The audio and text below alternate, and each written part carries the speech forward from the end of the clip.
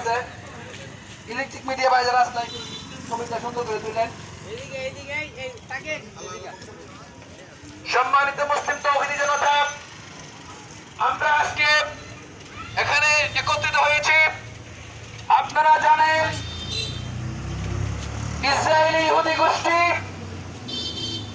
আজকে বছরের পর বছর আমাদের মুসলিম ভাইয়ের উপর, ফিলিস্তিনি ছোট নারী শিশুর উপর কিভাবে অত্যাচার করতেছে আমরা ইলেকট্রিক মিডিয়ার মাধ্যমে ফেসবুকের কল্যাণে আপনারা দেখতেছেন।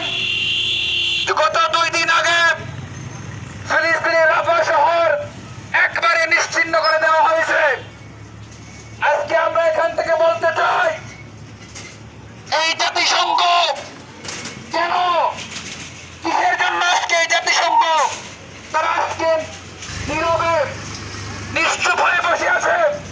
এই জাতিসংঘ কি মুসলমানদের জন্য না ইহুদি খ্রিস্টানদের জন্য? আমরা আজকে এখান থেকে বলতে চাই, এই জাতিসংঘ যদি মুসলমানদের পক্ষে না আসে, ফিলিস্তিনের পক্ষে না আসে, তাহলে আমরা আজকে এখান থেকে এই জাতিসংঘকে বয়কট করলাম।